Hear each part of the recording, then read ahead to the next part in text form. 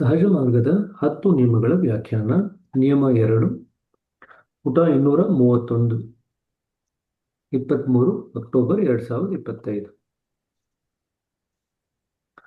ಯಾವನಾದ ಒಬ್ಬ ಮನುಷ್ಯನು ತನ್ನಲ್ಲಿ ಈ ಸ್ಥಿತಿಯನ್ನು ತಂದುಕೊಂಡರೆ ಆತನು ಯಾವಾಗಲೂ ಪ್ರಾರ್ಥನೆಯಲ್ಲಿಯೇ ಇರುವನೆಂದರ್ಥ. ಯಾವ ಸ್ಥಿತಿನ? ಪ್ರತಿಯೊಂದು ಕೆಲಸವನ್ನು ದೇವರಲ್ಲಿ ಚಿತ್ತವಿಟ್ಟು ಮಾಡಬೇಕು ಅಂತ ಏನು ಹೇಳಿದ್ರಲ್ಲ, ಆ ಸ್ಥಿತಿನ ತಂದುಕೊಂಡ್ರೆ ಯಾವಾಗಲೂ ಪ್ರಾರ್ಥನೆಯಲ್ಲಿಯೇ ಇರುವನೆಂದರ್ಥ. ಒಡೆಯನ ಸ್ವಾಮಿತ್ವವನ್ನು, ತನ್ನ ದಾಸ್ಯವನ್ನು ಆತನು ಅರಿತುಕೊಂಡು ಭಕ್ತಿಯ ಸಂಬಂಧವನ್ನು ಗಾಢವಾಗಿ ಸ್ಥಾಪಿಸಿದ್ದಾನೆ.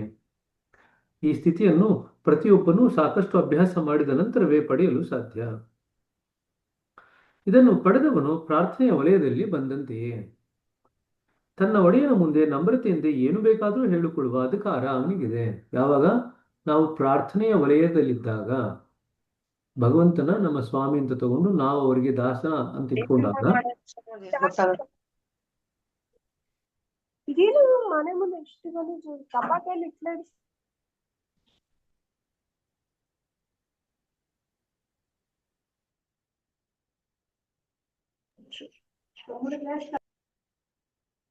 ಏನಿದು ಪಟಾಕಿ ಬಿಟ್ಟವ್ರೆ.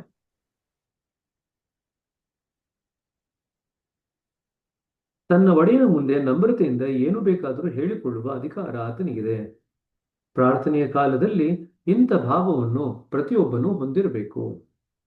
ಆಗ ಮಾತ್ರವೇ ಪ್ರಾರ್ಥನೆ ಸ್ವೀಕೃತವಾಗುವುದು. ಇದನ್ನ ಏನ್ ಮಾಡ್ಕೊಳ್ರಿ, ಪ್ರಾರ್ಥನೆ ಯಾವಾಗ ಸ್ವೀಕೃತ ಆಗುತ್ತೆ ಅಂತ ಕೇಳಿದ್ರೆ ಇದನ್ನು ಬರಿಬೇಕು. ಯಾವಾಗ ನಾವು ನಮ್ರತೆಯಿಂದ ಏನು ಬೇಕಾದರೂ ಆ ಒಡೆಯನ ಮುಂದೆ ಹೇಳ್ಕೊಳ್ಳುವಂತ ಅಧಿಕಾರ ಪಡ್ಕೊಳ್ತೀವಿ. ಅದನ್ನು ಯಾವಾಗ ಪಡ್ಕೊಳ್ತೀವಿ? ನಾವು ಪ್ರಾರ್ಥನೆಯ ವಲಯದಲ್ಲಿ ಇದ್ದಂತೆ ಬಂದಾಗ ನಾವು ಅದನ್ನು ಪಡ್ಕೊಳ್ತೀವಿ. ಇದೊಂದು ಪ್ರೇಮದ ಸಂಬಂಧ. ಇದು ಮೊದಲು ಭಕ್ತನಲ್ಲಿ ಅಂಕುರಿಸಿ ಭಗವಂತನವರೆಗೂ ಹಬ್ಬುವುದು. ಒಮ್ಮೆ ಪ್ರಸ್ತಾಪಿತವಾದ ಈ ಸಂಬಂಧವು ಎಂದಿಗೂ ಕಡಿದು ಹೋಗುವುದಿಲ್ಲ. ಗಂತವ್ಯವು ಇನ್ನೂ ದೂರವಾಗಿದ್ದರೂ ಚಿಂತೆಯು ಅದನ್ನು ಸುಗಮಗೊಳಿಸುವುದು. ಪ್ರಿಯತಮನ ಧ್ಯಾನವು ಪ್ರೇಮಿಯನ್ನು ಅವನ ಹತ್ತಿರಕ್ಕೆ ಎಳೆದೊಯ್ಯುವುದು. ಈ ಸಾಮೀಪ್ಯಕ್ಕೆ ಮೇರೆ ಇಲ್ಲ. ಪ್ರೇಮವು ಹೆಚ್ಚಿದಂತೆ ಅವನ ಕಡೆಗೆ ಮುಂದುವರೆಯುವು. ಈ ಸಂಬಂಧವು ನಾವು ಹುಟ್ಟುತ್ತಲೇ ನಮ್ಮ ಜೊತೆಗೆ ತಂದಿದ್ದೇವೆ. ಇದನ್ನು ಅಂಡರ್ಲೈನ್ ಮಾಡಿಕೊಳ್ಳ್ರಿ. ಇದೇನು ಹೊಸದಾಗಿ ಸ್ಥಾಪನೆ ಮಾಡ್ಕೋಬೇಕಾದ ಸಂಬಂಧ ಅಲ್ಲ. ಪ್ರತಿಯೊಂದು ಆತ್ಮ ಕೂಡ ಪರಮಾತ್ಮನ ಜೊತೆಗೆ ಮಿಲನ ಆಗ್ಬೇಕು, ತನ್ನ ಸಂಬಂಧವನ್ನು ಪುನರ್ ಸ್ಥಾಪನೆ ಮಾಡ್ಕೋಬೇಕು ಅಂತ ಹುಟ್ಟಿನಿಂದನೇ ಅದನ್ನು ತಗೊಂಡ್ಬಂದಿರುತ್ತೆ. ಹೊಸದಾಗಿ ಸ್ಥಾಪನೆ ಮಾಡ್ಕೊಳ್ಳುವಂಥದ್ದು ಏನೂ ಇಲ್ಲ ಅಲ್ಲಿ. ಆದರೆ ಅದನ್ನ ನಾವು ಪುನರುಜ್ಜೀವನಗೊಳಿಸ್ಕೋಬೇಕು. ಇದನ್ನು ಬೆಳೆಸುವುದು ನಮ್ಮ ಕರ್ತವ್ಯವಾಗಿದೆ. ನಾವು ಯಾವಾಗಲೂ ಆತನಿಗೆ ತೀರಾ ಸಮೀಪವೆನಿಸುವಷ್ಟರ ಮಟ್ಟಿಗೆ ಇದನ್ನು ಬೆಳೆಸಬೇಕು. ಪ್ರಾರ್ಥನೆ ಸ್ಥಿತಿ ಭಕ್ತನದಾಗಿರುತ್ತದೆ. ಪ್ರಾರ್ಥನೆಯ ಸ್ಥಿತಿ ಪ್ರೇಮ ಭಕ್ತಿಗಳಿಂದಲೇ ಅದಕ್ಕೆ ದೃಢತೆ ಬರುವುದು. ಪರಮಾತ್ಮನವರೆಗೆ ನಮ್ಮನ್ನು ಮುಟ್ಟಿಸುವ ಏಣಿ ಇದೆ. ಇದರಲ್ಲಿಯೇ ಆಧ್ಯಾತ್ಮಿಕ ಪ್ರಗತಿಗಳ ಎಲ್ಲ ಘಟ್ಟಗಳು ಅಡಕವಾಗಿವೆ. ಸೊ ಪ್ರಾರ್ಥನೆಯ ಸ್ಥಿತಿಯೊಂದು ಸರಿಯಾಗಿ ಬೆಳೆಸ್ಕೊಳ್ತು ಅಂತಂದ್ರೆ ಅದರಲ್ಲಿ ಆಧ್ಯಾತ್ಮಿಕತೆ ಎಲ್ಲವೂ ಅಡಕವಾಗಿದೆ ಅಂತ ಬರೀತಾ ಇದ್ದಾರೆ. ಸೊ ಪ್ರಾರ್ಥನೆಯ ಸ್ಥಿತಿ ಯಾರದ್ದು? ಭಕ್ತನದ್ದು. ಅದನ್ನು ಹೇಗೆ ದೃಢ ಮಾಡೋದು, ಗಟ್ಟಿ ಮಾಡೋದು? ಪ್ರೇಮ ಭಕ್ತಿಗಳಿಂದ ಅದನ್ನು ಗಟ್ಟಿ ಮಾಡಬಹುದು. ಪ್ರಾರ್ಥನೆಗಾಗಿ ಯಾವುದೊಂದು ವಿಶಿಷ್ಟ ಸಮಯವೇ ಬೇಕೆಂದೇನಿಲ್ಲ. ಬೇಕೆನಿಸಿದಾಗ ಅದನ್ನು ಮಾಡಬಹುದು. ಒಂದು ವೇಳೆ ಇಚ್ಛೆಯಾಗದಿದ್ದರೂ ಮನಸ್ಸನ್ನು ಆ ಕಡೆಗೆ ಒಲಿಸಬೇಕು. ನಿಜವಾದ ಅರ್ಥದಲ್ಲಿ ಸ್ವಾಮಿಯೆನಿಸುವವನನ್ನೇ ಪ್ರಾರ್ಥಿಸಬೇಕು. ಗುಲಾಮರಿಗೆ, ಅರ್ಥಾತ್ ಮನುಷ್ಯನ ಅಧೀನದಲ್ಲಿದ್ದು ಆತನಿಂದಲೇ ಬಲವನ್ನು ಪಡೆಯುವ ಶಕ್ತಿಗಳಿಗೆ ಪ್ರಾರ್ಥನೆ ಮಾಡುವುದು ಉಚಿತವಲ್ಲ. ಕಾಲ ಮಹಿಮೆಯಿಂದ ಅವೆಲ್ಲ ಕ್ಷಯಗ್ರಸ್ತವಾಗಿವೆ. ಇನ್ನೊಂದು ಮಾತು, ಶ್ರೇಷ್ಠ ಸ್ವಾಮಿಯನ್ನು ಕುರಿತು ತೀರಾ ಅಪವಾದಾತ್ಮಕ ಪ್ರಸಂಗಗಳು ನುಡಿದು ಪ್ರಾಪಂಚಿಕ ಲಾಭಗಳಿಗಾಗಿ ಪ್ರಾರ್ಥಿಸುವುದು ತುಂಬಾ ಮೂರ್ಖತನ. ಆತನ ಅಪ್ಪಣೆ ಕೊಡಿಸಿದ ಸಂಗತಿಗಾಗಿ ಮಾತ್ರ ಪ್ರಾರ್ಥನೆ ಸಲ್ಲಿಸುವುದು ಆಕ್ಷೇಪಣೀಯವಲ್ಲ. ಇದು ಮಾನವನ ವಿನಯಕ್ಕೆ ಭೂಷಣ. ಅಲ್ಲದೆ ನಾವು ಆತನನ್ನು ನಮ್ಮ ಒಡೆಯನೆಂದು ತಿಳಿದು ಆತನಿಗೆ ನಮ್ಮನ್ನು ಸಂಪೂರ್ಣವಾಗಿ ಸಮರ್ಪಿಸಿಕೊಂಡಿರುವುದಕ್ಕೆ ಇದು ಸಾಕ್ಷಿಯಾಗಿದೆ. ಸೊ ನಾವು ಭಗವಂತನಲ್ಲಿ ಭಗವಂತನೇ ಬೇಡಬೇಕು, ಭಗವಂತನೇ ಬೇಕು ಅಂತ ಪ್ರಾರ್ಥನೆ ಮಾಡ್ಬೋದು ಅಷ್ಟೇನೆ. ನಮಗೆ ಲೌಕಿಕ ಸ್ತರದಲ್ಲಿ ಅದು ಬೇಕು ಇದು ಬೇಕು ಅಂತ ಪ್ರಾರ್ಥನೆ ಮಾಡ್ಲಿಕ್ಕೆ ಆಗಲ್ಲ. ಇನ್ನು ಬೇರೆಯವರ ಹಿತಕ್ಕಾಗಿ ಯಾವ ರೂಪದಲ್ಲಿ ಪ್ರಾರ್ಥನೆ ಮಾಡಬೇಕೆಂಬ ಪ್ರಶ್ನೆ ಬರುವುದು. ಪ್ರಾರ್ಥನೆ ಮಾಡುವಾಗ ತನ್ನ ಮನಸ್ಥಿತಿ ಹೇಗಿರುವುದೋ ಅದೇ ಮಟ್ಟಕ್ಕೆ ಅವರನ್ನು ತರಬೇಕೆಂಬುದೇ ಅದಕ್ಕೆ ಉತ್ತರ. ಪ್ರಾರ್ಥನೆ ಮಾಡಬೇಕಾದ್ರೆ ನಮ್ಮ ಮನಸ್ಥಿತಿ ಹೇಗಿದೆಯೋ ಅದೇ ಒಂದು ಮಟ್ಟಕ್ಕೆ ಅವರ ಮನಸ್ಥಿತಿ ಕೂಡ ಬರಲಿ ಅನ್ನೋ ಒಂದು ಉತ್ತರ. ಬೇರೆಯವ್ರಿಗಾಗಿ ನಾವು ಪ್ರಾರ್ಥನೆ ಹೇಗೆ ಮಾಡಬೇಕು ಅಂತ ಕೇಳಿದಾಗ ಅದಕ್ಕೆ ಉತ್ತರ ಇದು. ನಾವು ವಿನೀತ ಸೇವಕರಂತೆ ಕ್ಷುದ್ರ ಭಿಕ್ಷುಕರಂತೆ ಮಹಾಮಹಿನ ಮಂದಿರದಲ್ಲಿ ಬಂದಿದ್ದೇವೆ. ನಮ್ಮದೆಲ್ಲವನ್ನು ಆತನ ಮುಂದಿಟ್ಟು ಆತನ ಇಚ್ಛೆಗೆ ನಮ್ಮನ್ನು ಸಮರ್ಪಿಸಿಕೊಳ್ಳಬೇಕು ಎಂಬ ಈ ವಿಚಾರವನ್ನು ಅವರ ಮನಸ್ಸಿನ ಮೇಲೆ ಪ್ರತಿಬಿಂಬಿಸಬೇಕು. ಎಲ್ಲ ಕಡೆಯಿಂದಲೂ ಉಪಸಂಹರಿಸಿಕೊಂಡು ಆತನ ಕಡೆಗೆ ತಿರುಗಬೇಕು. ಸಂಸಾರವು ಅಸಾರವೆಂದೆನಿಸಬೇಕು. ಪ್ರತಿಯೊಂದರ ಸ್ಮರಣೆಯು ಈ ಒಂದು ಸ್ಮರಣೆಯಲ್ಲಿ ಸಮಾವೇಶಗೊಳ್ಳಬೇಕು. ರೋಮದಲ್ಲಿ ಆತನ ನೆನಪೇ ಉಳಿದುಕೊಂಡಿರಬೇಕು. ಇದನ್ನು ಪೂರ್ಣಲಯವೆನ್ನುವರು. ಈ ಸ್ಥಿತಿಯನ್ನು ಮನುಷ್ಯನು ಪಡೆದುದಾದರೆ ನನ್ನ ಅಭಿಪ್ರಾಯದಲ್ಲಿ ಆತನು ಅಡಿಯಿಂದ ಮುಡಿಯವರೆಗೆ ಪ್ರಾರ್ಥನಾಮಯನಾಗಿರುವನು. ಆತನ ಪ್ರತಿಯೊಂದು ವಿಚಾರವು ಒಡೆಯನದೇ, ಒಡೆಯನ ಅಪ್ಪನೆಯೇ ಆತನ ಇಚ್ಛೆ. ನಾವು ಸೆಂಟ್ರ್ ಹೋದಾಗ ಇದೇ ಆಗುತ್ತೆ. ಆತನ ಪ್ರತಿಯೊಂದು ವಿಚಾರವು ಒಡೆಯನದೇ, ಒಡೆಯನ ಅಪ್ಪನೆಯೇ ಆತನ ಇಚ್ಛೆ. ಸರಿ. ಸೊ ಈ ಪ್ಯಾರಾಗ್ರಾಫ್ ಅಲ್ಲಿ ಹೇಗೆ ಪ್ರಾರ್ಥನೆ ಮಾಡಬೇಕು ಅಂತ ಹೇಳ್ತಾ ಇದ್ದಾರೆ. ಬೇರೆಯವ್ರಿಗಾಗಿ ಪ್ರಾರ್ಥನೆ ಮಾಡ್ಬೇಕಂದ್ರೆ ಏನಂತ ಪ್ರಾರ್ಥನೆ ಮಾಡಬೇಕು? ತನ್ನ ಮನಸ್ಥಿತಿ ಹೇಗಿರುವುದು ಅದೇ ರೀತಿಯಲ್ಲಿ ಅವರ ಮನಸ್ಥಿತಿ ಕೂಡ ಆಗಲಿ. ಅಂದ್ರೆ ತನ್ನ ಮನಸ್ಥಿತಿ ಇವಾಗ ಪ್ರಾರ್ಥನಾಮಯ ಸ್ಥಿತಿಯಲ್ಲಿ ಇತ್ತು ಅಂತಂದ್ರೆ ಅವರ ಮನಸ್ಥಿತಿ ಕೂಡ ಆ ಪ್ರಾರ್ಥನಾಮಯ ಸ್ಥಿತಿಗೆ ಬರಲಿ ಅಂತ ಪ್ರಾರ್ಥನೆ ಮಾಡ್ಬೋದು. ನಾವು ವಿನೀತ ಸೇವಕರಂತೆ ಕ್ಷುದ್ರ ಭಿಕ್ಷುಕರಂತೆ ಮಹಾಮಹಿನ ಮಂದಿರದಲ್ಲಿ ಬಂದಿದ್ದೇವೆ. ನಮ್ಮದೆಲ್ಲವನ್ನು ಆತನ ಮುಂದಿಟ್ಟು ಆತನ ಇಚ್ಛೆಗೆ ನಮ್ಮನ್ನು ಸಮರ್ಪಿಸಿಕೊಳ್ಳಬೇಕು. ಎಲ್ಲ ಕಡೆಯಿಂದಲೂ ಉಪಸಂಹರಿಸಿಕೊಂಡು ಆತನ ಕಡೆಗೆ ತಿರುಗಬೇಕು. ಸಂಸಾರವು ಅಸಾರವೆಂದೆನಿಸಬೇಕು. ಪ್ರತಿಯೊಂದು ಸ್ಮರಣೆಯು ಆ ಸ್ಮರಣೆಯಲ್ಲಿಯೇ ಸಮಾವೇಶವಾಗಬೇಕು. ರೋಮದಲ್ಲಿ ಆತನ ನೆನಪೇ ಉಳಿದುಕೊಂಡಿರಬೇಕು. ಇದನ್ನು ಪೂರ್ಣಲಯವೆನ್ನುವರು. ಪ್ರಾರ್ಥನೆಯಲ್ಲಿ ಪೂರ್ಣಲಯ ಅಂದ್ರೆ ಇದೆಲ್ಲ ಆಗ್ಬೇಕು. ಏನೆಲ್ಲ ಆಗ್ಬೇಕು? ಎಲ್ಲ ಕಡೆ ಉಪಸಂಹರಿಸಿಕೊಂಡು ಆತನ ಕಡೆಗೆ ತಿರುಗಬೇಕು. ಸಂಸಾರ ನಿಸ್ಸಾರ ಅಥವಾ ಅಸಾರವೆನಿಸಬೇಕು.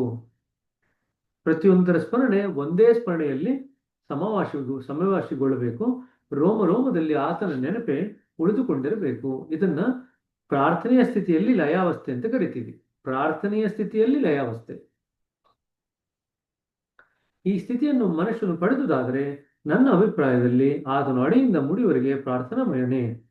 ಆತನ ಪ್ರತಿಯೊಂದು ವಿಚಾರವು ಒಡೆಯನ ಅಪ್ಪಣೆಯೇ ಮತ್ತು ಒಡೆಯನದೇ ಮತ್ತು ಒಡೆಯನ ಅಪ್ಪನೆಯೇ ಆತನ ಇಚ್ಛೆ. ಇಂತಹ ಪ್ರಾರ್ಥನೆ ಮಾಡಲು ಜನರನ್ನು ಅಣಿಗೊಳಿಸಬೇಕು. ಯಾರಾದರೂ ಇದನ್ನು ಸಾಧಿಸಿದರೆ, ಇದರಲ್ಲಿ ನೆಲೆಸಿಬಿಟ್ಟರೆ ಅವರಿಗೆ ಅವನ ಸ್ಮರಣೆಯನ್ನು ಉಳಿದು ಇನ್ನೇನು ಮಾಡಬೇಕಾದರೂ ಉಳಿಯುವುದಿಲ್ಲ. ಆ ಸ್ಮರಣೆ ಆದರೂ ಎಂಥದ್ದು, ಅದರ ನೆನಪೂ ಸಹ ಬಾರದಂಥದ್ದು. ದೊಡ್ಡ ದೊಡ್ಡ ಸಂತರು ಈ ಸ್ಥಿತಿಯನ್ನು ಪಡೆಯಲು ಹಂಬಲಿಸಿ ಹೋದರು, ಆದರೆ ಅದರ ಅಂಚನ್ನು ಸಹ ಮುಟ್ಟಲು ಆಗಲಿಲ್ಲ. ಕೇವಲ ಅಭಿಲಾಷೆಯಾಗಿಯೇ ಉಳಿಯಿತು. ಇದೇನು ಸಾಮಾನ್ಯ ಸಂಗತಿಯೇ? ಇದರ ನಿಜ ಸ್ಥಿತಿಯನ್ನು ತಿಳಿದು ಮಹಾದಾಶ್ಚರ್ಯ ಪಡುವಿರಿ. ಅಲ್ಲಿ ಮಿತಿಮೀರಿದ ಸರಳತೆ ಇದೆ, ತರಂಗಗಳಿದ್ದರೂ ಶಾಂತಿ ಇದೆ. ಇದನ್ನು ಶಾಂತಿ ಎನ್ನಲು ಬರುವಂತಿಲ್ಲ. ಉದ್ವೇಗಾವೇಗಗಳಂತೂ ದೂರ ಉಳಿದವು. ಬೆಳಕು ಎಂದರೂ ಕಳೆದರೂ ಸರಿಯಾಗಲಾರದು. ಕತ್ತಲೆ ಎಂದರೂ ವಿಸಂಗತವಾಗುವುದು. ಹಾಗಾದರೆ ಏನಿದು? ಪ್ರಾಯಶಃ ಅದನ್ನು ಯಾರು ಮೆಚ್ಚಲಾರರು. ಇಲ್ಲಿ ಎಲ್ಲವೂ ಕೊನೆಗೊಳ್ಳುವುದು. ಇದು ಎಲ್ಲ ಸತ್ಯದ ಮೂಲ ತತ್ವ. ಇದೇ ಯಥಾರ್ಥ. ಇಲ್ಲಿಯೇ ಎಲ್ಲ ಸ್ಥಿತಿಗಳು ಮುಗಿದು ಹೋಗುವು.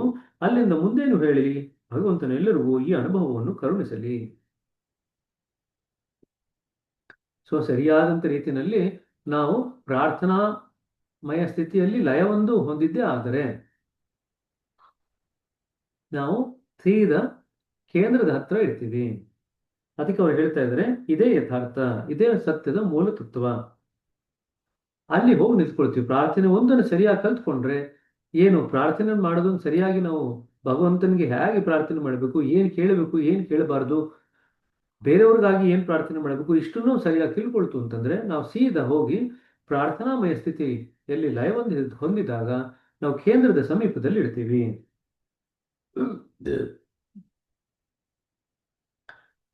ಸೃಷ್ಟಿ ಪೂರ್ವದಲ್ಲಿ ಎಲ್ಲವೂ ನಿರ್ಭವವಾಗಿದ್ದಿತು. ಅದು ಅವತರಣ ಮಾಡಿದಾಗ ತನ್ನೊಂದಿಗೆ ಮೂಲ ತತ್ವವನ್ನು ತಂದಿತು. ಅವೆರಡರ ಸ್ಥಿತಿಯು ಸುಮಾರು ಒಂದೇ ಆಗಿತ್ತು. ಅದರ ಮೇಲೆ ಒಂದೊಂದಾಗಿ ಆವರಣಗಳು ಸುತ್ತತೊಡಗಿದವು.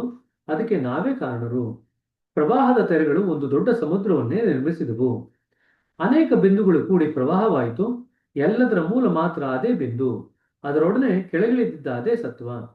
ಬೆಟ್ಟದ ತುದಿಯಿಂದ ಬಿದ್ದ ನೀರಿನ ಕೆಲವು ಹನಿಗಳೇ ನದಿಯ ಮೂಲವಾದವು. ಅವುಗಳಲ್ಲಿ ಅನಾವಶ್ಯಕ ಹನಿಗಳು ಸೇರಿದವು. ಮೂಲ ಬಿಂದುವನ್ನು ಮರೆಮಾಡಿ ಅದಕ್ಕೊಂದು ಪ್ರತಿಬಿಂಬಿತ ರೂಪವನ್ನು ಕೊಟ್ಟು ಅದನ್ನು ಸ್ಥೂಲಗೊಳಿಸಿದವು. ಸಾಮಾನ್ಯವಾಗಿ ಪದಾರ್ಥದ ಸ್ಥೂಲ ರೂಪವೇ ನಮ್ಮ ಕಣ್ಣಿಗೆ ಬೀಳುವುದು. ಸತತವಾಗಿ ಅದನ್ನೇ ನೋಡುವುದರಿಂದ ಸ್ಥೂಲ ರೂಪವು ಮರೆಯಾಗಿ ಅದರ ಆಕಾರ ಮಾತ್ರ ಉಳಿಯುವುದು. ಪ್ರಯತ್ನ ಮಾಡಿದರೆ ಇದು ಮಾಯವಾಗುವುದು. ಕೊನೆಗೆ ಆ ಮೂಲ ವಸ್ತುವನ್ನು ಸ್ಥೂಲಗೊಳಿಸಿದ ಎಲ್ಲವೂ ಕಣ್ಮರೆಯಾಗುವುದು. ಆ ವಸ್ತು ಒಂದೇ ನಿಜ ರೂಪದಲ್ಲಿ ಕಾಣುವುದು. ವಸ್ತುವನ್ನು ನಿಜ ರೂಪದಲ್ಲಿ ಕಾಣುವ ದೃಷ್ಟಿಯು ನಿರಂತರ ಅಭ್ಯಾಸದಿಂದ ಬರುವುದು. ಇಂಥ ನೈಜ ದೃಷ್ಟಿಯ ಪ್ರಾರ್ಥನೆಯ ಸಾರವಾಗಿದೆ.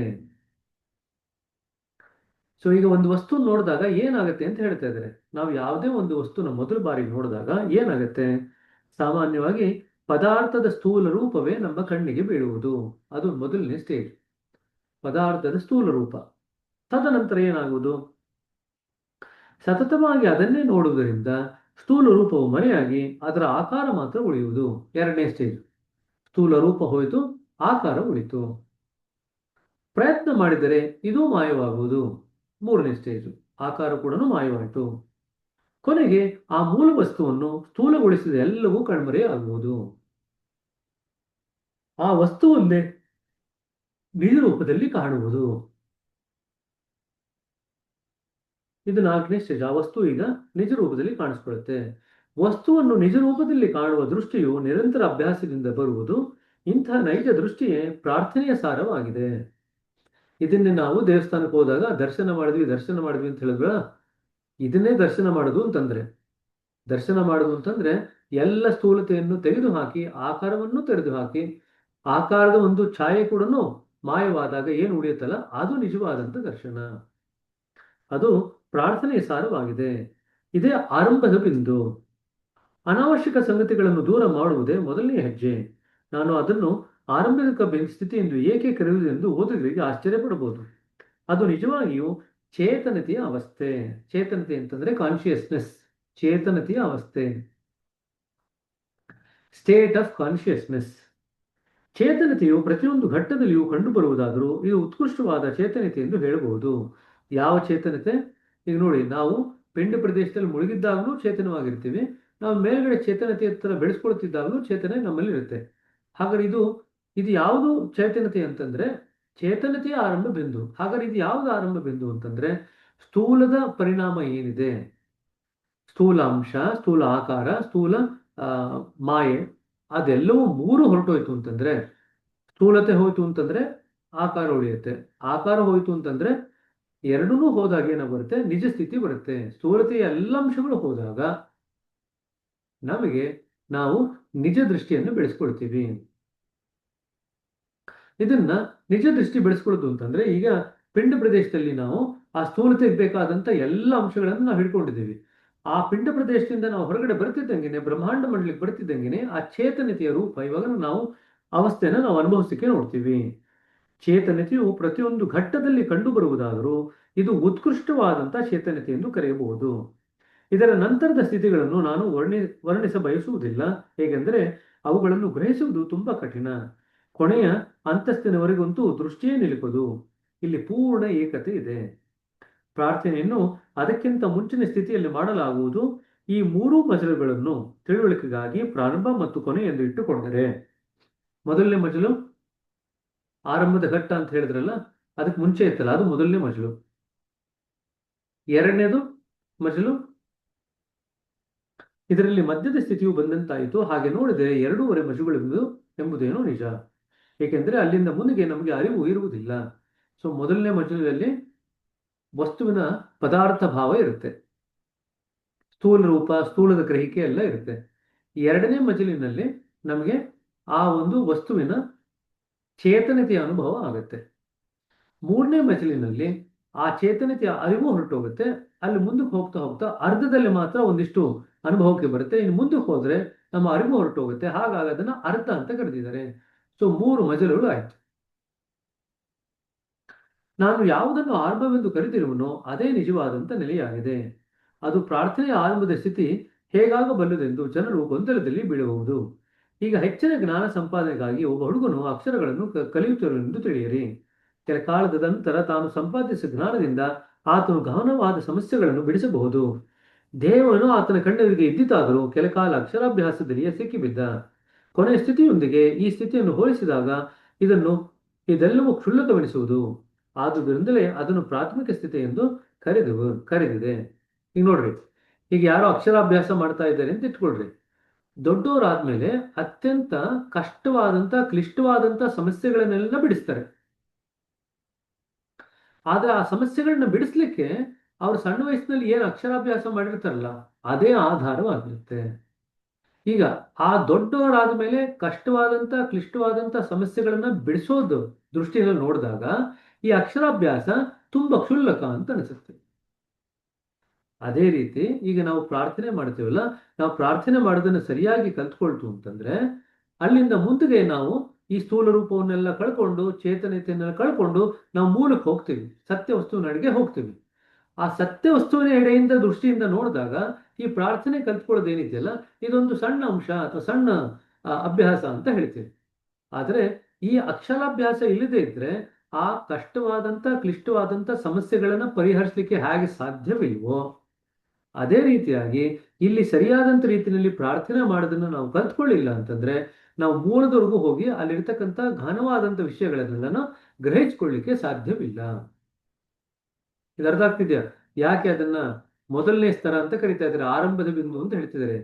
ಸರಿಯಾಗಿ ಪ್ರಾರ್ಥನೆ ಮಾಡ್ತಕ್ಕಂಥದ್ದನ್ನು ಕಲ್ತ್ಕೊಳ್ತು ಅಂತಂದ್ರೆ ಅದು ಆರಂಭ ಬಿಂದು ಅಂತ ಕರೀತಾರೆ. ಹಾಗಾದ್ರೆ ಸರಿಯಾದಂತ ರೀತಿಯಲ್ಲಿ ಪ್ರಾರ್ಥನೆ ಮಾಡಿಕೊಳ್ಳೋದು ಅಂದ್ರೆ ಹೇಗೆ? ಮೊದಲು ಆ ಸ್ಥೂಲತೆ ಏನಿರುತ್ತೆ ವಸ್ತುವಿನಲ್ಲಿ ಅದು ಕಣ್ಮರೆ ಆಗ್ಬೇಕು ಮೊದಲನೇ ಸ್ಟೇಜ್ನಲ್ಲಿ. ನಂತರ ಆಕಾರ ಇರುತ್ತೆ, ಅದೂ ಕಣ್ಮರೆ ಆಗ್ಬೇಕು ಎರಡನೇ ಸ್ಟೇಜ್ನಲ್ಲಿ. ಮೂರನೇದು ಆಕಾರದ ಅರಿವು ಕಣ್ಮರೆ ಆದಾಗ ಆಗ ನಾವು ಸರಿಯಾದಂತ ದೃಷ್ಟಿನ ಬೆಳೆಸ್ಕೊಂಡಿದ್ದೀವಿ.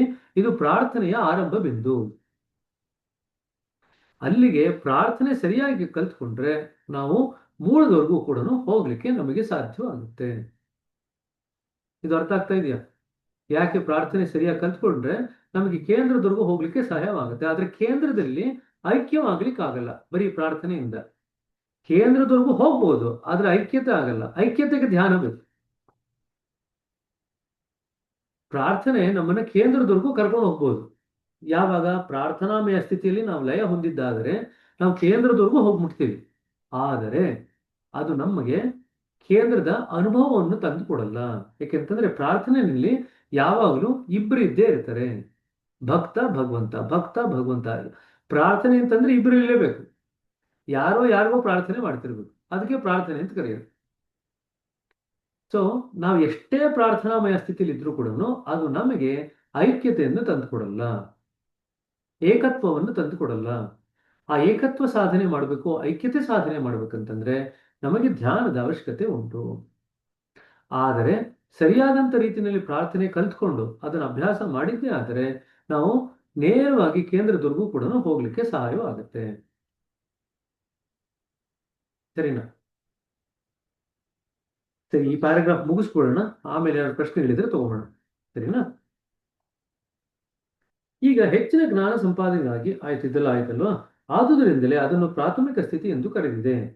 ಪ್ರಾರ್ಥನೆಯನ್ನು ಆರಂಭಿಸುವ ಪ್ರತಿಯೊಬ್ಬನಲ್ಲಿಯೂ ಈ ಮೊದಲಿನ ಸ್ಥಿತಿ ಇದೆ. ಆದರೆ ಧ್ಯೇಯವು ದೃಷ್ಟಿಪಥದಲ್ಲಿದ್ದರೆ ಈ ಆರಂಭಾವಸ್ಥೆಯಲ್ಲಿಯೇ ಅದು ಪ್ರಭಾವವನ್ನು ಮೀರಿ ಕ್ರಮೇಣ ಅದೊಂದು ಬಿಂದುವು ಆತನ ಕಣ್ಣೆದುರಿನಲ್ಲಿ ಉಳಿದು ಅದರಲ್ಲಿ ನೆಲೆಸುವಂತಾಗುವುದು. ಅಂದ್ರೆ ಗುರಿ ಇಟ್ಕೊಂಡು ಪ್ರಾರ್ಥನೆ ಮಾಡಿದಾಗ ನಾವು ಕಾಲಕ್ರಮೇಣದಲ್ಲಿ ಗುರಿಯಲ್ಲೇ ನೆಲೆ ಆಗ್ತೀವಿ.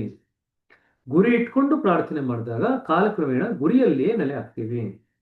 ಈ ಆರಂಭಾವಸ್ಥೆಯನ್ನು ಪಡೆದ ನಂತರ ಅದನ್ನು ವಿಸ್ತರಿಸುತ್ತಾ ಹೋಗಬೇಕು. ಅಂದ್ರೆ ಈಗ ಗುರಿಯಲ್ಲಿಯೇ ನಾವು ಮಗ್ನರಾಗಿ ಹೋಗಿದ್ದೀವಿ, ಅದನ್ನು ವಿಸ್ತಾರ ಮಾಡ್ತಾ ಹೋಗ್ಬೇಕು. ವಿಸ್ತರಿಸುವುದೆಂದರೆ ಬಲೂನಿನಂತೆ ಉಬ್ಬಿಸುವುದಲ್ಲ, ಅದರಲ್ಲಿ ನಿಜವಾದ ಸತ್ವವನ್ನು ತುಂಬಿ ಬೆಳೆಸಬೇಕು. ಅದರಲ್ಲಿ ಪ್ರಗತಿಯಾಗತೊಡಗಿ ಸ್ಥೂಲ ವಸ್ತು ವಿಲ್ಲಂಬ ಮಟ್ಟಿಗೆ ಸೂಕ್ಷ್ಮವಾಗುತ್ತಾ ನಡೆದು ಲಯವಾದಾಗ ನಾವು ಪದಾರ್ಥಗಳ ಸೂಕ್ಷ್ಮ ಅಸ್ತಿತ್ವದ ಜ್ಞಾನ ವಲಯದಲ್ಲಿ ಪ್ರವೇಶಿಸಿರುವುದೆಂದು ತಿಳಿಯಬೇಕು.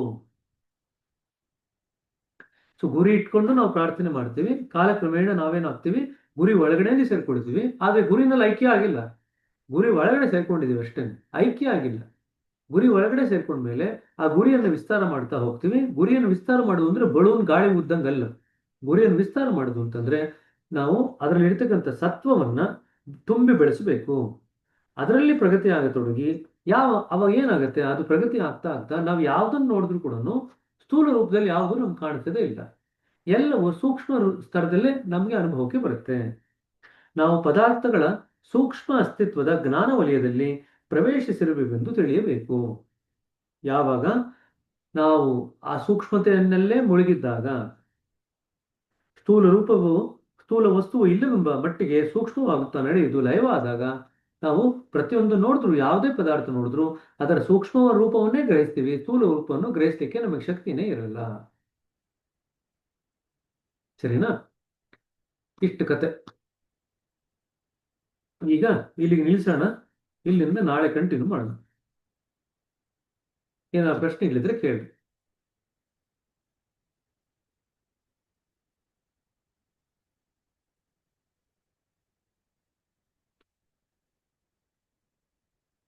ಈ ಎರಡನೇ ನಿಯಮದಲ್ಲಿ ಇರ್ತಕ್ಕಂಥ ಪ್ರಾರ್ಥನೆ, ಪ್ರಾರ್ಥನಾಮಯ ಸ್ಥಿತಿ, ಎರಡೂವರೆ ಮಜಲುಗಳು, ಇದೆಲ್ಲ ಏನ್ ಮಾತಾಡಿದ್ವಲ್ಲ, ಇದೆಲ್ಲವೂ ಕೂಡ ನಿಮಗೆ ಪರೀಕ್ಷೆಯಲ್ಲಿ ಪ್ರಶ್ನೆಯಾಗಿ ಬರುತ್ತೆ.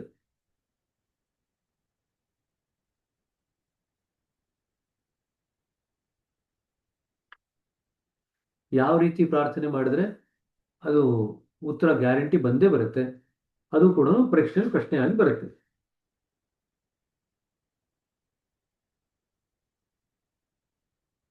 ತನ್ನ ಒಡೆಯನ ಮುಂದೆ ನಮ್ರತೆಯಿಂದ ಏನು ಬೇಕಾದರೂ ಹೇಳಿಕೊಳ್ಳುವ ಅಧಿಕಾರ ಅವನಿಗಿದೆ. ಯಾವಾಗ ಅವನು ಪ್ರಾರ್ಥನೆ ವಲಯದಲ್ಲಿ ಪ್ರವೇಶ ಮಾಡಿದಾಗ.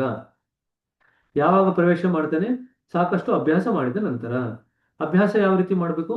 ಒಡೆಯನ ಸ್ವಾಮಿತ್ವವನ್ನು, ತನ್ನ ದಾಸ್ಯವನ್ನು ಆತನ ಅರಿತುಕೊಂಡು ಭಕ್ತಿಯ ಸಂಬಂಧವನ್ನು ಗಾಢವಾಗಿ ಸ್ಥಾಪನೆ ಮಾಡಿಕೊಂಡಾಗ, ಅದನ್ನು ಅಭ್ಯಾಸ ಮಾಡಿದಾಗ ಪ್ರಾರ್ಥನಾಮಯ ವಲಯದಲ್ಲಿ ಬರ್ತಾನೆ. ಪ್ರಾರ್ಥನಾಮಯ ವಲಯದಲ್ಲಿ ಬಂದಾಗ ಸ್ವಾಮಿಯಲ್ಲಿ ಏನ್ ಬೇಕಾದ್ರೂ ಅರಿಕೆ ಮಾಡ್ಕೋಬಹುದು ಅನ್ನೋ ಸ್ಥಿತಿಗೆ ಬರ್ತಾನೆ.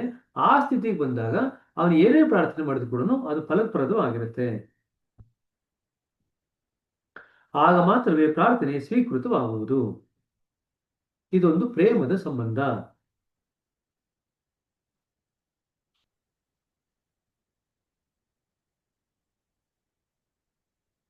ಸರಿ, ಅದು ಎಕ್ಸಾಮ್ ಬರುತ್ತೆ. ಆಮೇಲೆ ನಾವು ಲೌಕಿಕ ವಿಷಯಕ್ಕಾಗಲಿ ಪ್ರಾರ್ಥನೆ ಮಾಡಬಾರ್ದು, ಅದು ಎಕ್ಸಾಮ್ ಬರುತ್ತೆ.